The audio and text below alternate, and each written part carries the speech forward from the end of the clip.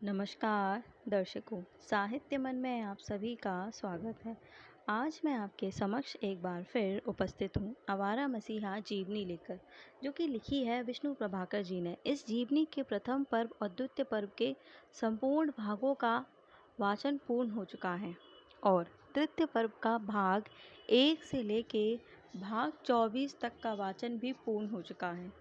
इन सभी भागों का वाचन आप मेरे चैनल से वीडियो के रूप में प्राप्त कर सुन सकते हैं।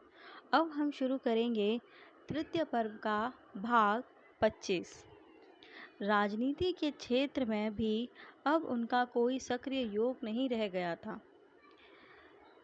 लेकिन सांप्रदायिक प्रश्न को लेकर उन्हें कई बार स्पष्ट रूप से अपने विचार प्रकट करने का अवसर मिला। उन्होंने बार बार नेताओं की आलोचना की, पर अशिष्ट वे कभी नहीं हुए। अपने एक प्रियजन से उन्होंने कहा था, विशिष्ट व्यक्तियों के कामों की आलोचना करने में कोई हानि नहीं है, लेकिन जो कहना हो ऐसे कहो जिससे श्रद्धा कम न हो।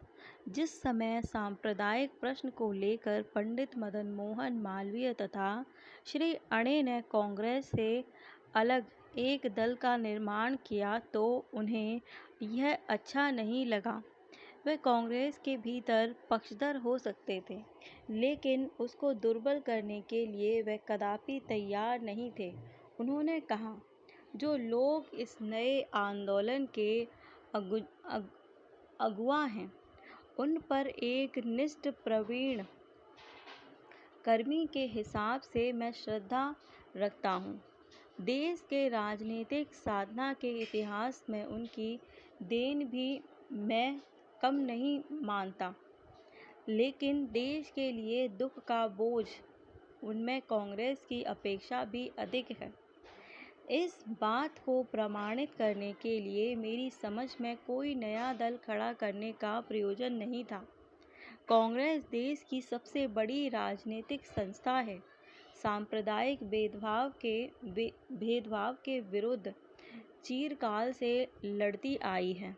आज उसे छोटा प्रमाणित करने की चेष्टा से किसी का व्यक्तिगत गौरव बढ़ा है या नहीं, यह मैं नहीं जानता, किंतु देश का गौरव तनिक भी नहीं बढ़ा।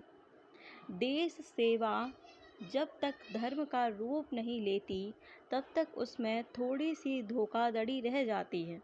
यह बात मैं प्रतिदिन मर्म में अनुभव करता हूँ। और धर्म जब देश से भी ऊंचा हो जाता है, तब भी विपत्ति घटित होती है। महात्मा जी जानते हैं और वर्किंग कमेटी में जानती है। वर्किंग कमेटी भी जानती है कि उन्होंने गलती नहीं की। मालवीय जी और अने का विरुद्ध आचरण भी महात्मा जी को विचलित नहीं कर पाया। अतएव अगर कांग्रेस से संबंध त्याग भी दें, तो इसके साथ इस गड़बड़ का कोई संबंध नहीं रहेगा। एक बात मैं जानता हूँ, बंगाल के मुसलमानों ने भी जॉइंट इलेक्टोरल अर्थात संयुक्त निर्वाचन मांगना शुरू कर दिया है। यह ना होने पर दोष कहाँ पर है? इस बात को वे अच्छी तरह जानते हैं। यह भूलने से काम ना चलेगा कि अधिकांश धनी मुसलमान ही नायक, गोमास्ता, वकील और डॉक्टर के कामों में अपनी जाति की अपेक्षा हिंदुओं पर अधिक विश्वास करते हैं। साथ ही साथ मैं यह भी कहता हूँ कि प्रत्येक हिंदू मन से, हृदय से राष्ट्रवादी है। धर्म विश्वास में भी वे किसी से कम या छोटे नहीं हैं। उनके वेद उपनिषद बहुत से लोगों की बड़ी तपस्या के फल हैं। तपस्या का अर्थ ही है चिंतन। बहुत लोगों के बहुतेरे चिंतन के फलस्वरूप जो धर्म गठित हुआ है, उसे विधानसभा में कुछ सीटें कम होने की आशंका से सर्वनाश का भय दिखाने का प्रयोजन नहीं था। लेकिन 2 वर्ष बाद जब यह सांप्रदायिक बंटवारा सामने आया, तो उन्होंने उसके विरुद्ध अपना स्वर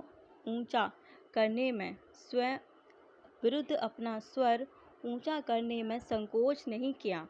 उससे बंगाल के हिंदुओं की जो क्षति हुई उसके विरुद्ध में कवि गुरु रविंद्रनाथ ठाकुर के सभापतित्व में टाउन हॉल में एक सभा हुई। उस समय स्पष्ट शब्दों में उन्होंने कहा था, यह नई शासन व्यवस्था आदि से अंत तक बुरी है। उस अपरिसीम बुराई से बंगाल के हिंदुओं की ही सबसे अधिक क्षति हुई है। आइन की कील ठोककर उनको हमेशा के लिए छोटा किया गया है। तथापि यह बात सत्य है कि देश के मुसलमान भाइयों ने 10-15 जगहें अधिक पाई हैं। इसीलिए मैं उनसे कहना चाहता हूँ कि अन्याय और अविचार एक आदमी के साथ भी होता है तो सबसे अकल्याण ही होता है। उससे अंत तक न मुसलमान का, न हिंदुओं का और न जन्मभूमि का किसी का भी मंगल नहीं होता। उसी दिन इसी प्रकार की एक और सभा एल्बर्ट हॉल में हुई। उसके अध्यक्ष पद पर आसीन हुए स्वयं शरदचंद्र। वहाँ भी उन्होंने यही कहा। इसके बाद इतना बड़ा अविचार जो हम लोगों के, हिंदुओं के ऊपर हुआ, उसे जानकर भी वे चुप रहे। यही सबसे बड़े दुख की बात है। यह क्या वे नहीं समझते कि यह जो क्षोभ हिंदुओं के मन में जमा हो रहा है वह एक ना एक दिन रूप पावेगा ही।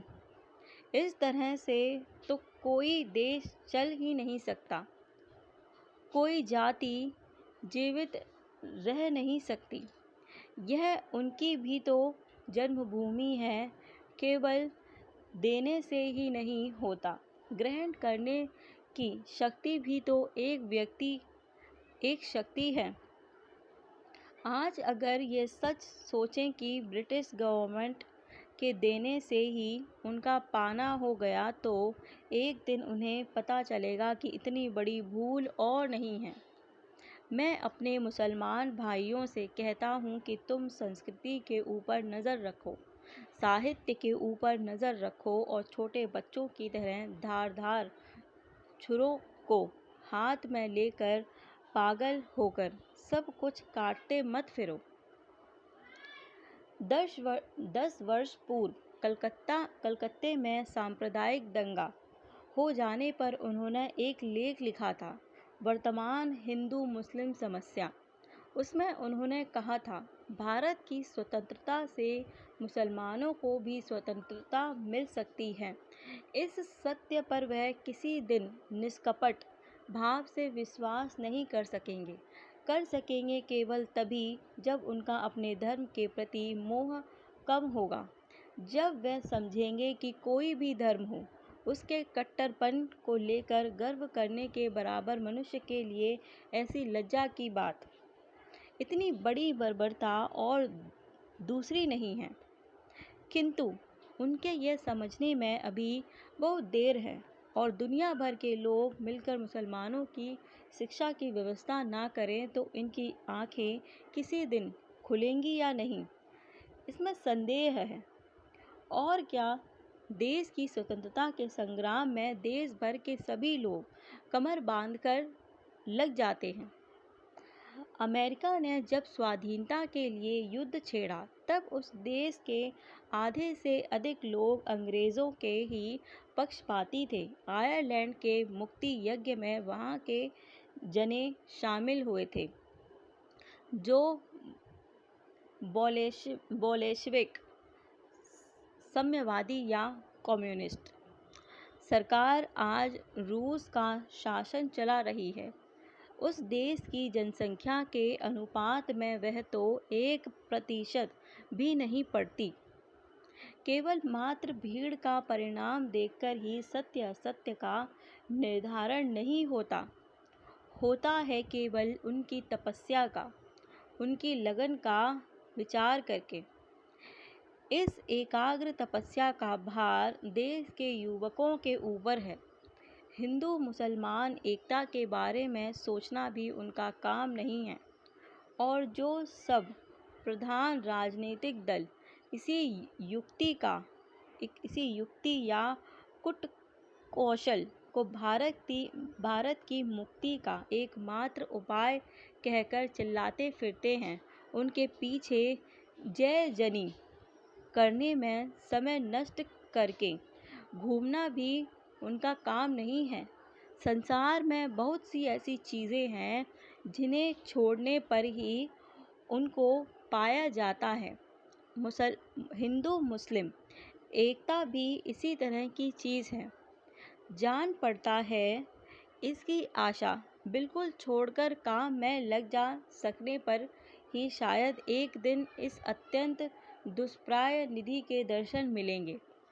कारण जब मिलन केवल एक ही चेष्टा से नहीं होगा, वह होगा दोनों की हार्दिक और संपूर्ण इच्छा का फल। ढाका में मुस्लिम साहित्य समाज के दसम वार्षिक अधिवेशन का सभापतित्व करते हुए उन्होंने एक बार फिर अपना दृष्टिकोण स्पष्ट किया। कहा, वज़ीद अली साहब ने सबसे अधिक हृदय विदारक बात यहाँ पर कही है। वास्तव में दो विषम अनात्मीय संस्कृतियों के संघर्ष का ही यह फल विक्षोभ है। इसके लिए आक्षेप या दुख करना वृथा है। हिंदू मुसलमान को नहीं समझता, इसलिए चारों ओर दुख का विलाप गूंज रहा है। किंतु ऐसा भी हो सकता है कि उसके भारतीय कर्म समाज और संस्कृति ने उसके मन को तंग बना दिया हो, दृष्टि को ढक लिया हो। अपने घेरे को लांघ कर वह चल नहीं सकता जो अपने अभिजात्य या श्रेष्ठता के गर्भ में चिरकाल से डूबा हुआ है। पराजय का प्राचीन रोष जिसका आज भी दुर्जय है, बिना युद्ध के सुई की नोक भर स्थान देने में भी जिसकी आपत्ति का अंत नहीं है, उसकी बुद्धि को मुक्त करना कठिन है। जो मुक्त है वह नहीं चल नहीं सकता, वह जड़ है। इस आत्म केंद्रित पर विमुख जड़ बुद्धि के परिवेश ने मुसलमान को अपनी वास भूमि में प्रवासी बना रखा है। भारत की मिट्टी के रस से रसायक होकर भी उसका मन जैसे भीगता नहीं। यह जो कहा है कि जो विस्मय अनामीय संस्कृतियों के फल से यह विक्षोभ है, सो उसके लिए आक्षेप वृथा है। हम दोनों के पड़ोसी हैं। हम लोगों का आकाश, हवा, जल एक ही है। मातृभाषा का एक होना भी हम स्वीकार करते हैं। तो भी संघर्ष इतना बड़ा कठोर है कि उसके लिए आक्षेप तक करना वृथा है, व्यर्थ है। आक्षेप तक करना व्यर्थ है। यही मनोभाव, यही सचमुच समस्त हिंदू मुसलमानों का हो तो मैं यही कहूँगा कि मनुष्य की इससे बढ़कर और दुर्गति नहीं हो सकती। मैं पूछता हूँ कि रविंद्रनाथ की बुद्धि भी क्या जड़ बुद्धि है? उनका मन मुक्त नहीं हुआ। यदि यह सत्य है तो वज़ीद अली साहब की यह भाषा कहाँ से आई? सहज सुंदर ढंग से अनायास अपने मन का भाव प्रकट करने की शक्ति उन्हें किसने दी? इस युग में ऐसा लेखक, ऐसा साहित्य सेवी कौन है जो प्रत्यक्ष या परोक्ष में रविंद्रनाथ का श्रेणी नहीं है? साहित्य धर्म पुस्तक नहीं, नीति सिखाने की पोथी भी नहीं। उसने अपनी विशाल परिधि के भीतर अपने माधुर्य से सब कुछ को ही अपना कर रखा है। इसी से किसी ने आज भी इसका सत्य निर्देश नहीं पाया कि साहित्य क्या है, रस वस्तु क्या है। इस विषय में कितना ही तर्क, कितना ही मतभेद है। इस अवांछित व्यवधान के संबंध में मिजातुर रहमान साहब ने बुलबुल मासिक पत्र की ज्येष्ठ संख्या में अपने लेख में एक जगह निष्करुण होकर कहा है कि शरद बाबू ने अपने ढेर के ढेर उपन्यासों के भीतर जगह जगह मुसलमान समाज के जो चित्र अंकित किए हैं वह मुसलमान समाज के खूब ऊंचे दर्जे के लोगों के नहीं हैं, किंतु मैं पूछता हूँ ऊंचे नीचे दर्जे के पात्र पात्रियों के ऊपर ही क्या उपन्यास की उच्चता नीचता भलाई बुराई निर्भर करती है? अगर यही उनका अभिमत हो तो मेरे साथ उनका मत मेल नहीं खाएगा। ना मेल खाए, किंतु उपसंहार में जो उन्होंने कहा है कि शरतचंद्र ने हिंदू समाज के विविध दोषों और समस्याओं को लेकर जो सब कहानियाँ और उपन्यास लिखे हैं और प्रतिकर के उद्देश्य से अपने समाज को जो चाबुक मारे हैं उन सदिच्छा प्रणोदित निर्मम कशाघातों को भी मुस्लिम समाज अम्लान वदन होकर ग्रहण करेगा, यह मैं जोर देकर कह सकता हूँ। मैं बंगाल के कथा साहित्य सम्राट से एक बार परीक्षा करके देखने का अनुरोध करता हूँ। उस दिन जगन्नाथ हाल में अपने अभिनंदन के प्रतिभाषण में इस बात का उत्तर मैंने दिया है। हार्दिक शुभकामना को ये लोग कैसे ग्रहण करते हैं, यह इस संसार से विदा होने से पहले मैं देख जाऊंगा। खैर, वह चाहे जो हो, मनुष्य केवल इतनी इच्छा ही प्रकट कर सकता है, किंतु उसके परिपूर्ण होने का भार एक और जन के ऊपर रहता है, जो वाक्य और मन के अगोचर हैं। उस दिन भोजन करते समय हिज एक्सेलेंसी गवर्नर ने मुझसे यही प्रश्न किया था। मैंने उत्तर दिया था कि मैं दोनों समाजों के आशीर्वादों के साथ अपने इरादे को कार्य रूप में परिणत करना चाहता हूँ।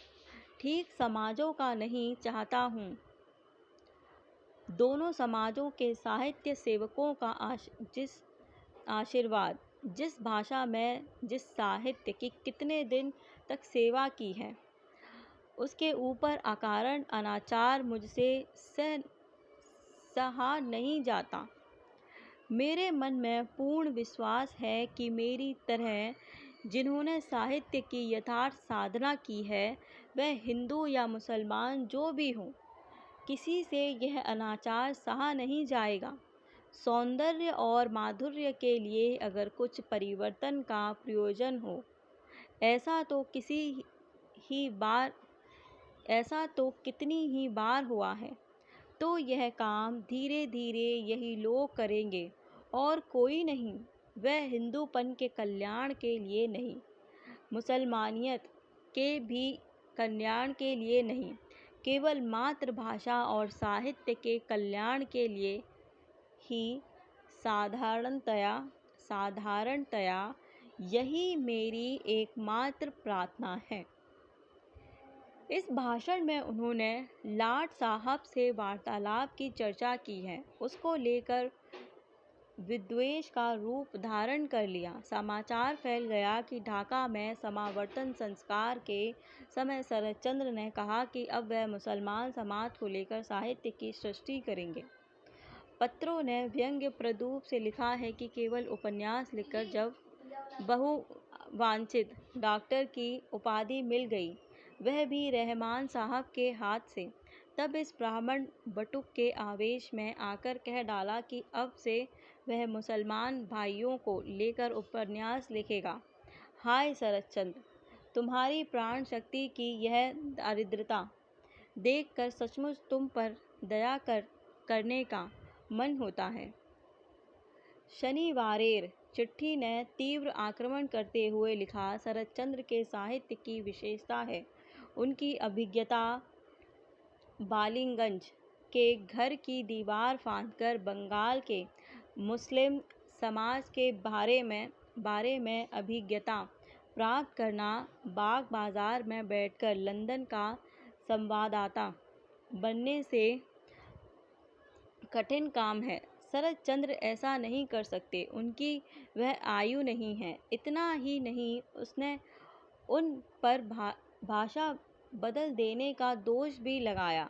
लेकिन शरदचंद्र जैसा कि हो सकता था, इन अपवादों का कोई प्रभाव नहीं पड़ा। अपने 61वें जन्मदिन पर इन अपवादों की चर्चा करते हुए उन्होंने कहा, मुसलमान हमारे पड़ोसी हैं, बंगाल भाषा उनकी मातृभाषा है।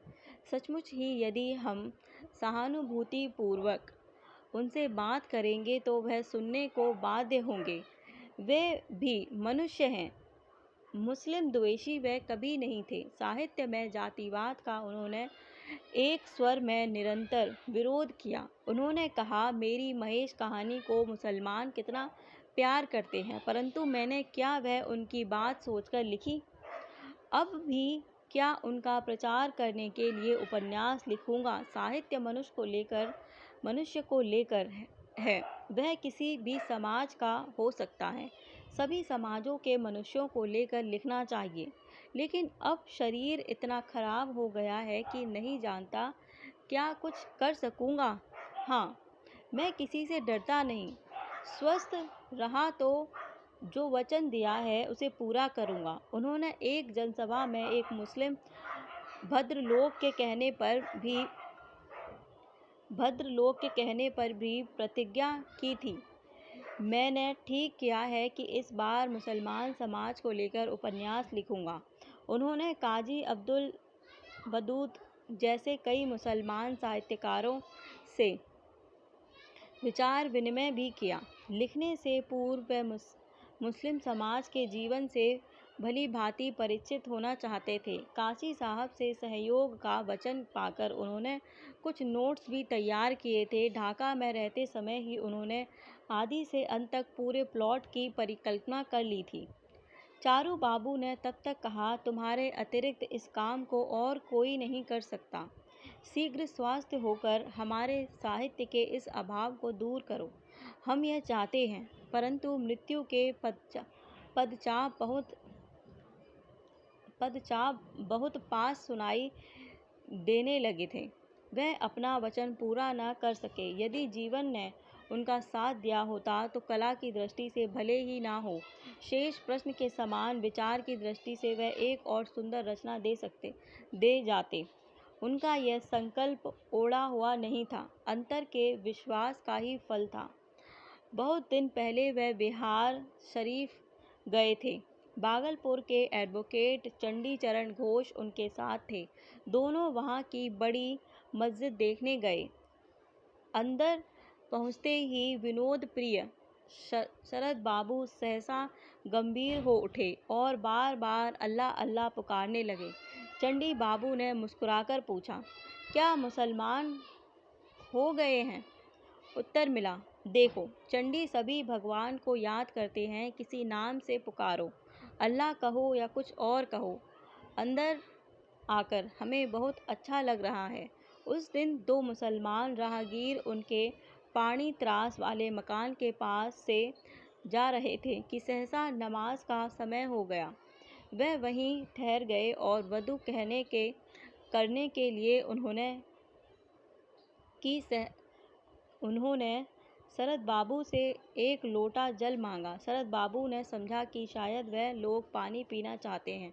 उन्होंने पानी दे दिया, लेकिन जब वह दोनों उस पानी से वजू करके एक पेड़ के नीचे नमाज पढ़ने की तैयारी करने लगे, तब उन्हें भीतर बुलाकर शरद ने कहा कि वह उनके पश्चिम वाले बरामदे में नमाज पढ़ें। उन्होंने वहाँ एक कालीन भी बिछवा दिया। इतना ही नहीं, नमाज समाप्त हो जाने के बाद उनका अन्य अतिथियों की तरह आदर सत्कार किया। उन्हें खिलाया पिलाया और रात में वहीं रह जाने के लिए भी कहा। इस संबंध में श्रीमती जहान आरा चौधरी को लिखा। उनका पत्र भी बहुत महत्वपूर्ण है। बंगाल के मुसलमान साहित्यकार कम नहीं हुए, पर जिस अनुपात से हिंदू इस क्षेत्र में आए, उस अनुपात से मुसलमान नहीं आए। इन समस्या के विभिन्न पहलुओं की चर्चा करते हुए उन्होंने लिखा, कुछ दिन पहले मेरे एक नए मुसलमान मित्र ने इस बात पर क्षोभ प्रकट किया था। स्वयं भी वह साहित्य सेवी हैं, पंडित, अध्यापक हैं।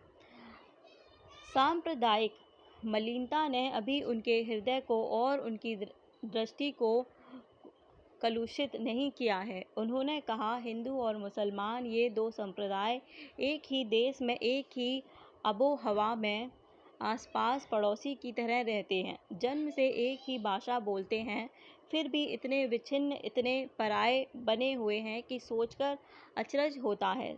संसार और जीवन धारण के प्रयोजन से यह एक बाहरी लेन-देन है, लेकिन आंतरिक लेन-देन बिल्कुल नहीं है। ऐसा कहना झूठ नहीं होगा। क्यों ऐसा हुआ, इसकी गवेषणा की आवश्यकता नहीं, लेकिन आज विच्छेद का अर्थ, इस दुखमय अंतर का खात्मा करना ही पड़ेगा, नहीं तो किसी का भी मंगल नहीं होगा। मैंने कहा, इस बात को मानता हूँ, लेकिन इस दुस्साध्य के साधन का कौन सा उपाय सोचा? उन्होंने कहा, एकमात्र साहित्य आप लोग हमें खींच लें, स्नेह के साथ, सहानुभूति के साथ हमारी बातें लिखें, लेकिन हिंदुओं के लिए हिंदू साहित्य का सृजन मत कीजिए। मुसलमान पाठ की बात भी ज़रा याद रखिए। देखेंगे बाहरी अंतर कितना ही बड़ा क्यों ना दिखाई पड़े, फिर भी एक ही आनंद, एक ही वेदना दोनों ही नसों में प्रवाहित होती है। मैंने कहा, इस बात को मैं जानता हूँ, लेकिन अनुराग के साथ, विराग, प्रशंसा के साथ, तिरस्कार, अच्छी बात के साथ, बुरी बातें भी गल्प साहित्य का अपरिहार्य अंग है। लेकिन इस पर तो तुम लोग ना करोगे विचार, ना करोगे क्षमा, शायद ऐसे दंड की व्यवस्था करोगे जिसे सोचने पर भी शरीर थर्रा उठता है। इससे जो है वही निरापद है। उसके बाद दोनों ही चुप रहे। अंत में मैं बोला, तुम लोगों में से कोई कोई शायद कहेंगे कि हम कायर हैं। तुम लोग वीर हो, तुम लोग हिंदुओं की कलम से निंदा बर्दाश्त नहीं करते, और जो प्रतिशोध लेते हो वह भी चरम है। यह भी मानता हूँ, तुम लोगों को वीर कहने में व्यक्तिगत रूपों से मुझे कोई आपत्ति नहीं, लेकिन यह भी कहता हूँ कि तुम्हारी यह वीरता की धारणा अगर कभी बदलती है तो देखोगे कि तुम ही सबसे अधिक क्षतिग्रस्त हुए हो।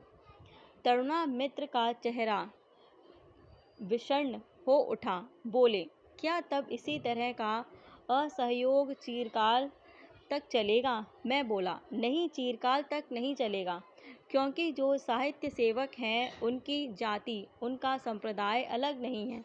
मूल में, हृदय में वे एक हैं। उसी सत्य की उपलब्धि करके इन अवांछित सामयिक अंतर को आज तुम ही लोगों को खत्म करना होगा। मित्र ने कहा, अब इसकी चेष्टा करूँगा। मैं बोला, करना। अपनी चेष्टा के बाद भगवान के आशीर्वाद का प्रतिदिन अनुभव करोगे। यहाँ ये भाग पूर्ण होता है। मेरा वीडियो देखने के लिए आपका धन्यवाद। मैं आपसे फिर मिलूँगी एक नए वीडियो में एक नए भाग के साथ। तब तक के लिए आप सभी को नमस्कार।